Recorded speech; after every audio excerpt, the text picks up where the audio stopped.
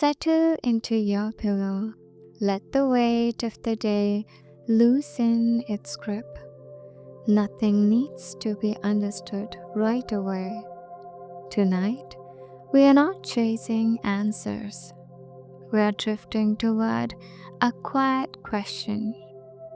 How does the mind know it is asleep? There is a moment each night that most of us never notice. It happens softly, between one breath and the next, between the last thought you remember and the first image that doesn't quite belong to reality. You don't fall asleep all at once. You cross into it, like stepping from land into warm water. The body goes fast. The mind follows more slowly. Your muscles release their tension. Your heartbeat steadies. Your breathing finds a rhythm that no longer needs supervision. And yet, something is still watching. Not your eyes, not your thoughts, something deeper. For centuries, sleep was thought of as emptiness, a blank stretch of time where consciousness simply shut off, like a lamp switched dark. But modern neuroscience has uncovered something far more intimate. Even as you drift away, your mind does not disappear. It changes its way of being. As wakefulness fades, your brain begins to slow its conversations with the outside world. Sounds soften, sensations dim. The boundary between you and the room begins to blur. But inside the brain, activity doesn't stop. It reorganizes. Electrical rhythms stretch and lengthen, like waves calming after a storm. Neural networks that once tracked deadlines and names now begin to speak in symbols and emotion. This is the threshold, the place between waking and dreaming.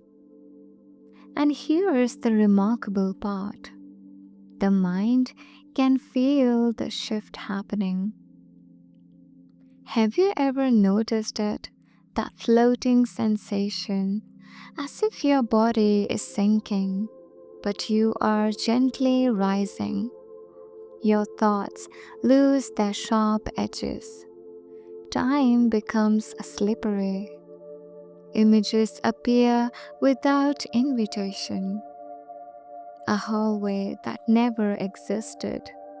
A voice you almost recognize. A memory that bends into something new. You are no longer fully awake, but you are not yet gone.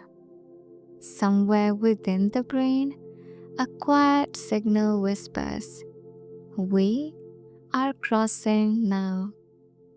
Scientists call this stage hypnagogia, the doorway into sleep. But that word doesn't capture the experience, because what's happening here isn't just biological, it's personal. Your mind is learning how to let go without letting go completely. Deep inside the brain, systems responsible for self-awareness begin to dim. The part of you that asks, "Does this make sense?" The part that checks reality against rules. It relaxes. Meanwhile, other regions, those tied to imagination, emotion, and memory, grow more vivid. This is why dreams don't announce themselves. They replace the world so gently you don't notice the swap. In the earliest stages of sleep, the brain runs a quiet test. Are we safe? Is there danger? Can we go a little more? When the answer is yes, the descent continues. Dreams deepen. Awareness softens. The outside world fades like a distant shoreline. Tonight, we'll follow that descent.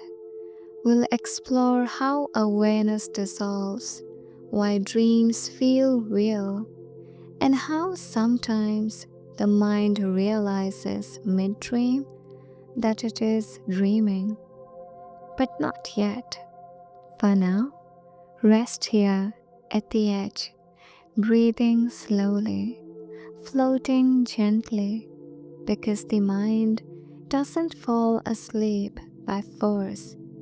It listens for the right moment and then steps quietly into the dark. Chapter 2: When Awareness Begins to Fade. As sleep deepens, something subtle begins to change. Not suddenly, not dramatically, but in a way you can almost feel like a room growing dimmer even though no one touched the light. Your body is already resting now, breathing low, still. And the mind? The mind is beginning to loosen its grip on the world. Inside your brain, billions of neurons are still speaking to one another, but their language is slowing. During the day, your brain hums with fast, busy rhythms, quick bursts of electrical activity that help you think, plan, react, decide. At night, those rhythms begin to stretch, like a song played more slowly. These slower waves carry you inward, away from the sharp edges of waking life and toward something softer, something more fluid. This is where awareness begins to change its shape. You're no longer tracking time the way you did before. Minutes blur, moments fold into one another.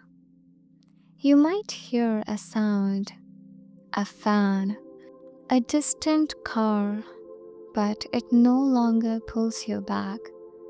It drifts through you. Your mind is learning an ancient skill: how to stop holding on.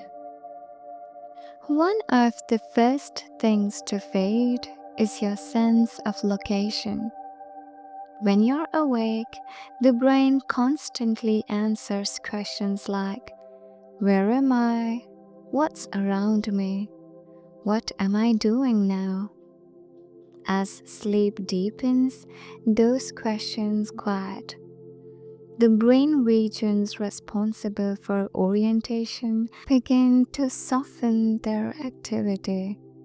And without that constant update, the sense of here dissolves. That's why dreams don't feel like they happen somewhere. They simply happen. Your sense of self begins to shift too. The voice in your head, the narrator that comments, judges, explains, starts to whisper, then pause, then disappear. Thoughts still arise, but they don't announce themselves as thoughts. They arrive as scenes, as sensations, as stories you don't question. This is one of the clearest signs the mind knows it is slipping into sleep. It stops asking for permission. Memory behaves differently here. Fragments float up, not in order, not logically. A childhood room blends with a stranger's face. A place you visited once becomes familiar as home. The mind is no longer organizing information for action. It is weaving, connecting emotion to image, meaning to feeling. And in this weaving, awareness becomes less about control and more about experience. Yet something remarkable remains. Even as logic fades, even as reality bends, there is still a quiet observer present. Not awake, not asleep, just aware. This is why you sometimes feel yourself fall in early sleep or jolt awake with a sudden image. The observing mind briefly notices the loss of structure and startles. But if you remain still, if you let the moment pass, the observer relaxes too. Sleep is not the absence of awareness. It is awareness turned inward, freed from the burden of the physical world. Here, the mind doesn't need to react, doesn't need to choose. It can simply be. And this is when the boundary finally thins. Soon, dreams will no longer feel like dreams. They will feel like reality, not because they are convincing, but because the part of the mind that doubts has gone quiet. In its place is something older, a storyteller, a dreamer. We are getting close now, close to the point where the mind no longer remembers falling asleep, only that it has arrived somewhere else, somewhere deep, somewhere fluid, somewhere where the mind still knows, but no longer needs to explain. Chapter 3: The Dream That Feels Like Reality. There comes a moment when the world you were lying in quietly disappears. Not erased, not replaced, simply forgotten. This is the moment dreams take the lead. By now, the mind has crossed fully into sleep. The signals from the outside world have dimmed to almost nothing. Your brain is no longer checking the room, no longer confirming gravity, walls, time. Instead, it turns its attention inward, toward a vast library of memory, emotion, and imagination. And from this inner universe, a world begins to form. What's remarkable is not that dreams appear, it's that they feel real. When you're dreaming, you don't usually think, "This is a dream." You walk, you speak, you feel fear, joy, wonder. Your heart may race, Your breath may change. The mind commits fully to the experience. Why? Because the part of the brain responsible for questioning reality has gone quiet. During waking life, a region deep behind your forehead constantly evaluates experience. It asks, does this make sense? Is this possible? Have I seen this before? During dreaming, that region rests, and without it, the mind no longer compares the present moment to rules. It accepts. This is why impossible things feel ordinary in dreams. A door opens into the ocean. A voice comes from nowhere. Someone long gone stands in front of you, alive and familiar. The dreaming mind doesn't argue. It says, of course. And yet, awareness has not vanished. It has shifted its role. Instead of monitoring reality, it inhabits it. You are no longer observing a story, you are inside it. Emotion now takes the lead. Dreams are not driven by logic, they are driven by feeling. Fear bends the landscape, desire reshapes distance, memory melts into metaphor. A dream does not show you what happened, it shows you what mattered. There is another way the mind knows it is asleep. It stops prioritizing accuracy and begins prioritizing meaning. In sleep, the mind is not preparing you to act, it is preparing you to understand.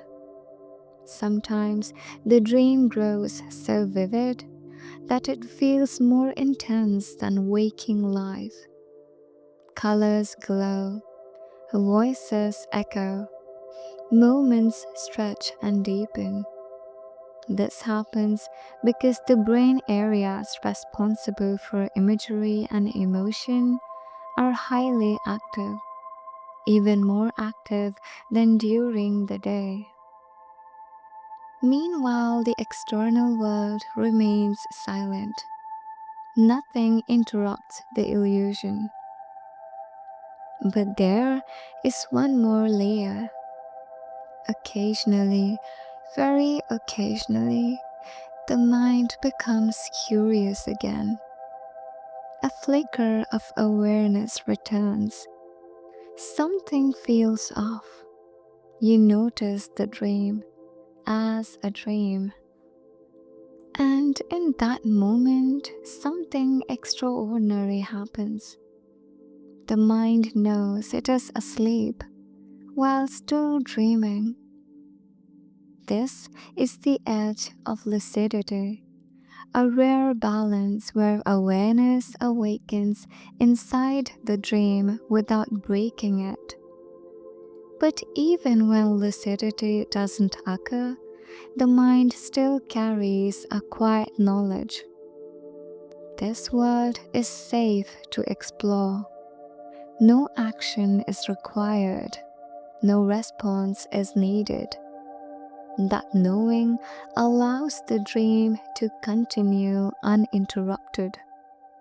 Sleep, at its deepest, is not unconsciousness. It is trust.